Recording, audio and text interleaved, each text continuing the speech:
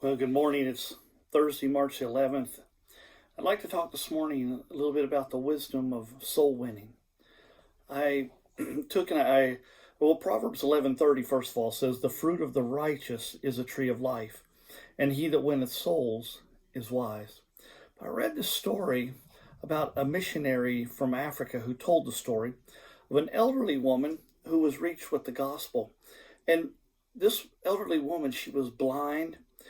She couldn't read, she couldn't write, but she wanted to share her newfound faith with others.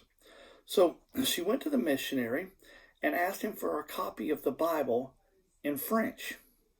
First you think, in French, why in French? Well, she was very clever.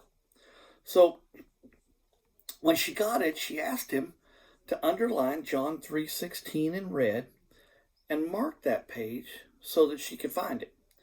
The missionary, wanting to see what she was doing, one day he went and he followed her.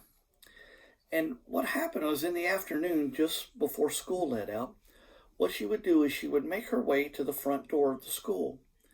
And as the boys came out, when school was dismissed, she would stop and ask one of them if they knew how to speak French. And they said yes. And so she would ask them, she said, could you read something for me? And she handed him the Bible and asked him if they could read the verse that was marked in red. And so they would take and they would then read that verse to her. And so she would ask him, she'd say, "Do you know what it means?" And then she would begin to tell them about Christ. And so the missionary said, amazingly enough, when he left the field years later, there were 24 men pastoring churches who had been led to the Lord by that illiterate blind woman when they were schoolboys. I mean, isn't that just an amazing use of wisdom? You know, and that's what that verse says, "He that winneth souls is wise." That's wisdom, to use the ingenuity to think, well, how can I reach them? How can I do it? You know what? It really kind of convicted me of saying, what kind of job do I do at it? How, am I putting forth the effort to try to reach somebody and thinking outside the box in trying to reach somebody? See, God's plan for reaching the world is us. We're His plan. He's, given us salvation, and that gift of salvation is to be shared with others. Soul winning is not just for preachers. It's not just for evangelists.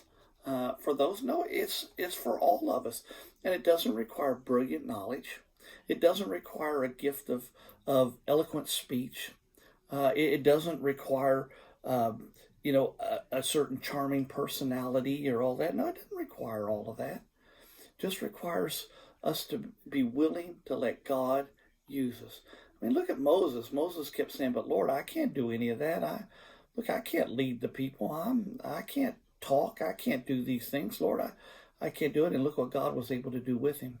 And God can do that with you and I if we'll just let Him.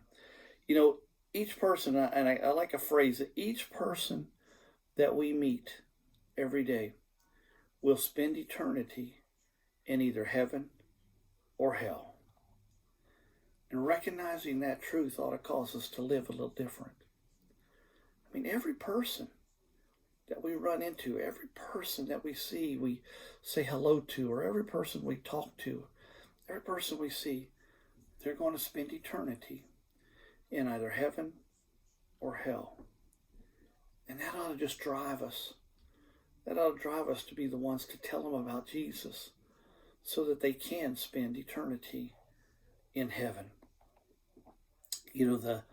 The word to the wise for today was that nothing you accomplish in life will have a larger or longer lasting impact than leading someone to Christ. So that's the wisdom of soul winning. Right here from Proverbs 11:30. I'll read it again. "The fruit of the righteous is a tree of life, and he that winneth souls is wise." Keep that in mind today as you go about through your days. Look at each person and realize that person's going to spend eternity in either heaven or hell. And see if that doesn't just motivate us just a little bit more. Have a great day.